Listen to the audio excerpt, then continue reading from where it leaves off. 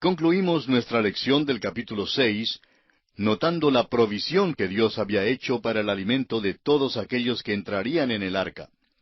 En los versículos finales del capítulo 6, los versículos 21 y 22, leemos: Y toma contigo de todo alimento que se come, y almacénalo, y servirá de sustento para ti y para ellos. Y lo hizo así Noé. Hizo conforme a todo lo que Dios le mandó. Aquí hay algo muy práctico. Él tuvo que llevar mucho alimento en el arca para dar de comer a los animales. Alguien preguntará, ¿por qué los animales no se comían entre sí? Bueno, porque hasta el tiempo del diluvio, los hombres y los animales no comían carne, no había ningún animal carnívoro, y se nos dice que en el milenio el lobo morará con el cordero, y el leopardo con el cabrito se acostará. El león, como el buey, comerá paja. Ese probablemente era el estado de los animales en aquel entonces, el cual ocurrirá una vez más. Bien, comenzamos ahora el estudio del capítulo 7 de Génesis, y consideraremos a Noé, su familia, y los animales que entraron en el arca según las instrucciones de Dios.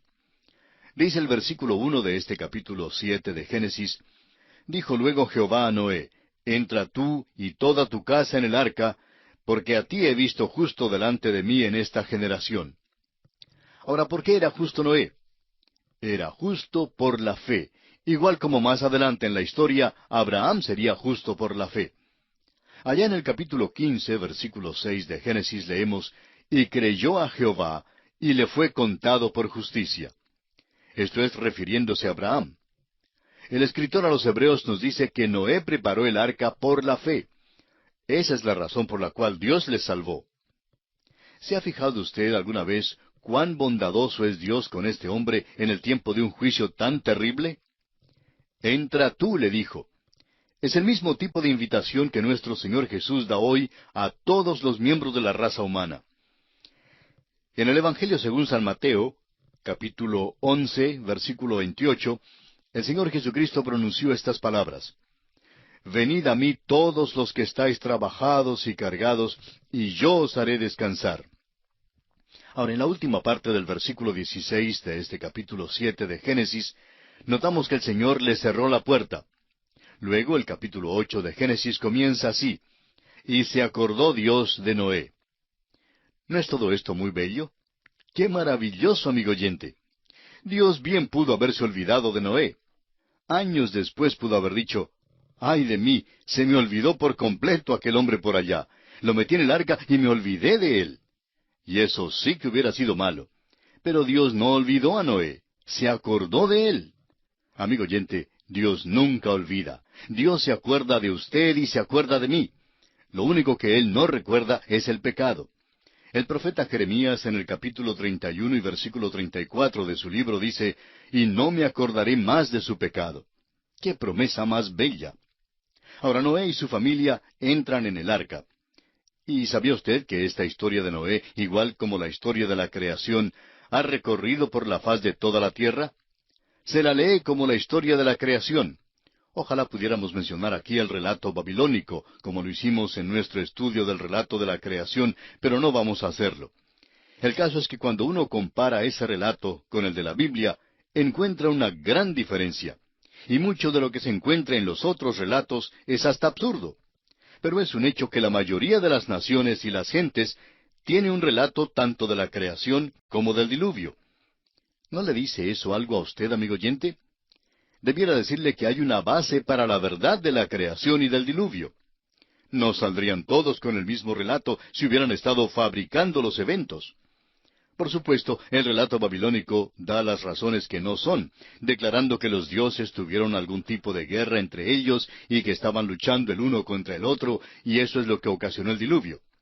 La Biblia dice que Dios lo envió como juicio sobre el hombre por haber pecado. Ahora, en el versículo 2 del capítulo 7 de Génesis leemos: De todo animal limpio tomarás 7 parejas, macho y su hembra. Esto fue la base de un pleito hace años. El doctor Geraldo Rimmer ofreció $1,000 a cualquier persona que pudiera mostrar una contradicción en la Biblia, y este versículo fue usado en un tribunal de ley. Había algunos teólogos liberales que testificaron que este versículo contenía una contradicción. ¿por qué diría que debe llevar 2 de una clase cuando aquí dice que llevó 7 de cada clase? Bueno, todo lo que le falta hacer es continuar la lectura, y podrá notarse que cuando Noé salió del arca, ofreció los animales limpios como sacrificios a Dios. ¿Dónde pudiera haber encontrado Noé los animales limpios si no hubiera llevado más de 2 animales con él? Fue solo de entre los animales limpios que llevó 7. Y ahora ya sabemos cuál fue la razón. De los que no eran limpios, llevó 2, un macho y su hembra. De las aves limpias de los cielos, llevó 7. Ahora, en los versículos 2 y 3 de Génesis capítulo 7 leemos, «Mas de los animales que no son limpios, una pareja el macho y su hembra. También de las aves de los cielos, 7 parejas, macho y hembra, para conservar viva la especie sobre la faz de la tierra». Después del sacrificio de Noé, todavía había macho y hembra de todo animal y de toda ave para conservar viva la especie sobre la faz de la tierra. El versículo 4 dice, «Porque pasados aún 7 días, yo haré llover sobre la tierra 40 días y 40 noches, y raeré de sobre la faz de la tierra a todo ser viviente que hice». Ahora, durante 7 días, todo el mundo todavía podía haber llamado a la puerta del arca, y creemos francamente que bien pudieron haber conseguido su entrada. Dios los habría salvado. Todo lo que tenían que hacer era creer en Dios. Los versículos 7 al 9 nos dicen ahora, «Y por causa de las aguas del diluvio entró Noé al arca, y con él sus hijos, su mujer y las mujeres de sus hijos. De los animales limpios y de los animales que no eran limpios, y de las aves, y de todo lo que se arrastra sobre la tierra, de 2 en 2 entraron con Noé en el arca, macho y hembra, como mandó Dios a Noé». En ningún lugar dice que Noé buscaba y arreaba los animales al arca. No le fue necesario. Los animales vinieron a él. Y el versículo 10 dice, «Y sucedió que al 7º día las aguas del diluvio vinieron sobre la tierra». Y esto nos conduce ahora a la consideración del diluvio mismo. Consideremos en primer lugar la destrucción de toda carne y la salvación de Noé y aquellos que estaban con él en el arca. Vamos ahora a leer partes de algunos de los próximos versículos. El versículo 10 nos dice que las aguas del diluvio vinieron sobre la tierra. Ahora el versículo 11 dice, «El año 600 de la vida de Noé, en el mes segundo, a los 17 días del mes, aquel día fueron rotas todas las fuentes del grande abismo, y las cataratas de los cielos fueron abiertas». Continuamos ahora con el versículo 12 de este capítulo 7 de Génesis. «Y hubo lluvia sobre la tierra 40 días y 40 noches». Pasando ahora al versículo 16 leemos, «Y los que vinieron, macho y hembra de toda carne, vinieron, como le había mandado Dios, y Jehová les cerró la puerta». Y la primera parte del versículo 17 dice, «Y fue el diluvio 40 días sobre la tierra». Y el versículo 24 dice, «Y prevalecieron las aguas sobre la tierra 150 días». Ahora hay una pregunta que surge en cuanto al diluvio y es, ¿cuál es la evidencia histórica y científica del diluvio? No pensamos entrar en esta materia, pero sí quisiéramos recomendarle un libro que es sumamente bueno en relación con este tema. Se trata del libro El diluvio de Génesis, escrito por Henry M. Morris y John C. Whitcomb. Ambos hombres están completamente calificados para escribir sobre este tema. El doctor John Whitcomb tiene un doctorado en teología y fue profesor del Antiguo Testamento en el Seminario Teológico de la Gracia en Estados Unidos. Y el doctor Henry Morris recibió su doctorado en filosofía de la Universidad de Minnesota y fue profesor de ingeniería hidráulica y jefe del Departamento de Ingeniería Civil del Instituto Politécnico de Virginia, Estados Unidos. El doctor Morris y el doctor Whitcomb se unieron y escribieron este libro sobre el diluvio de Génesis. En él muestran que el diluvio fue universal, que fue una gran catástrofe y que hay evidencia histórica que lo confirma. Asimismo responden al argumento uniformitariano que sostiene que los procesos existentes actuando de la misma manera que en el presente son suficientes para dar cuenta de todos los cambios geológicos. Esta es una de las muchas teorías que han sido promovidas para descartar las evidencias geológicas del diluvio universal. Pero permítanos decirle, amigo oyente, que hay una abundancia de evidencia para el diluvio y este libro responde a mucho de este asunto. Ahora hay libros que han salido de la imprenta, escritos por hombres que consideramos pseudointelectuales, o sea, intelectuales falsos y falsos teólogos también. Algunos de ellos dicen que el diluvio fue local, es decir, aseguran que se limitó al valle de los ríos Tigris y Éufrates, y que formó algo así como una grande piscina por allá, pero que eso fue todo. Amigo oyente, la Escritura expresa con toda claridad que el diluvio cubrió toda la tierra. El libro ya mencionado ciertamente verifica lo que dice la Biblia. La familia humana había poblado la tierra. Los hombres y los animales habían llegado ya a los demás continentes del mundo. Pero el hecho, según la Biblia, es que la familia humana comenzó de nuevo con Noé. Eso es lo que dice la palabra de Dios. Y amigo oyente, uno o acepta la Biblia o la rechaza. Concluir por hipótesis que los eventos pudieron haber sucedido de otra manera es en esencia rechazar lo que dice Dios. La Biblia expresa con claridad que hubo un diluvio universal. Los versículos 23 y 24 de este capítulo 7 de Génesis dicen: Así fue destruido todo ser que vivía sobre la faz de la tierra, desde el hombre hasta la bestia, los reptiles y las aves del cielo. Y fueron raídos de la tierra, y quedó solamente Noé y los que con él estaban en el arca. Y prevalecieron las aguas sobre la tierra 150 días. Quienes argumentan en contra de un diluvio universal, por lo general aceptan el principio uniformitariano, y sostienen el punto de vista de que no había tal cosa como una gran convulsión o catástrofe como el diluvio. Pero ¿sabe usted, amigo oyente, que el apóstol Pedro nos amonesta contra los que piensan de ese modo? Dice el apóstol Pedro en su segunda carta, capítulo 3, versículos 3 al 6, lo siguiente: Sabiendo primero esto, que en los postreros días vendrán burladores, andando según sus propias concupiscencias, y diciendo: ¿Dónde está la promesa de su advenimiento? Porque desde el día en que los padres durmieron, todas las cosas permanecen así como desde el principio de la creación. Estos ignoran voluntariamente que en el tiempo antiguo fueron hechos por la palabra de Dios los cielos y también la tierra, que proviene del agua, y por el agua subsiste, por lo cual el mundo de entonces pereció anegado en agua. Los burladores siempre han concordado con el principio uniformitariano, pero no pueden mantener ese punto de vista y a la vez aceptar la integridad de la palabra de Dios. Es pues muy importante que entendamos esto.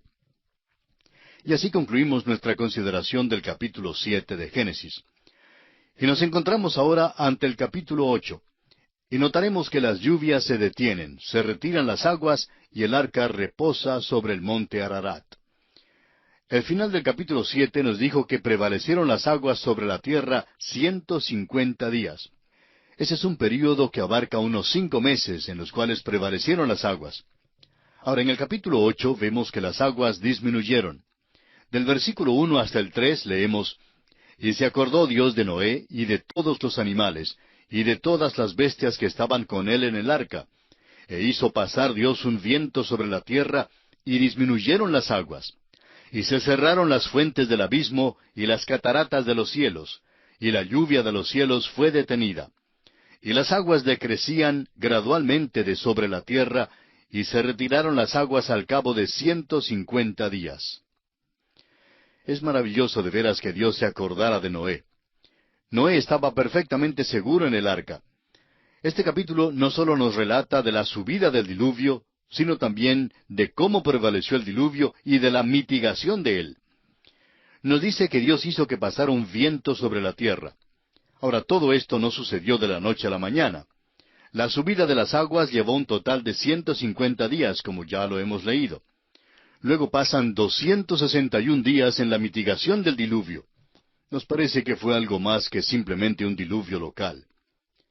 Notemos ahora el envío del cuervo y la paloma. El versículo 4 dice: Y reposó el arca en el mes séptimo, a los 17 días del mes, sobre los montes de Ararat.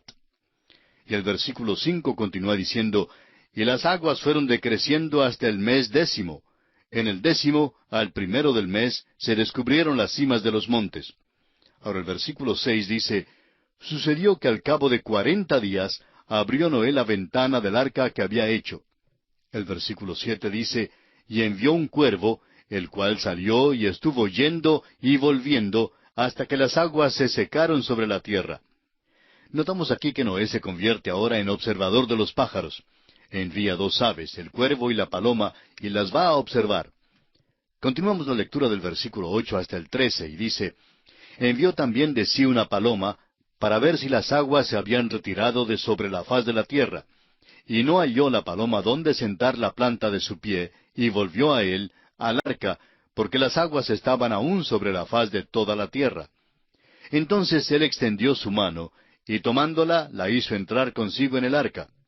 Esperó aún otros 7 días, y volvió a enviar la paloma fuera del arca. Y la paloma volvió a él a la hora de la tarde, y he aquí que traía una hoja de olivo en el pico, y entendió Noé que las aguas se habían retirado de sobre la tierra. Y esperó aún otros 7 días, y envió la paloma, la cual no volvió ya más a él. Y sucedió que en el año 601 de Noé, en el mes primero, el día primero del mes, las aguas se secaron sobre la tierra. Y quitó Noé la cubierta del arca y miró, y he aquí que la faz de la tierra estaba seca. Ahora notemos que esto abarca un período de 261 días, y por tanto el diluvio duró un total de 371 días, es decir, se prolongó por más de un año. También concuerda con la declaración de la Escritura que afirma que el diluvio fue universal. No se trataba únicamente de llenar una piscina con agua, ciertamente fue más que eso. El doctor J. E. Shelley sostiene la tesis de que el diluvio fue universal y que cubrió toda la tierra. Y quisiéramos leer una cita de él tocante al ejemplo más notable del diluvio universal en el caso de los mamíferos.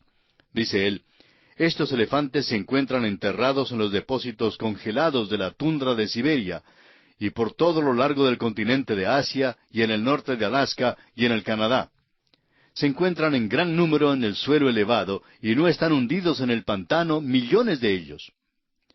Sigue contando acerca de ellos cómo es que fueron examinados, y cómo la evidencia indica que fueron ahogados.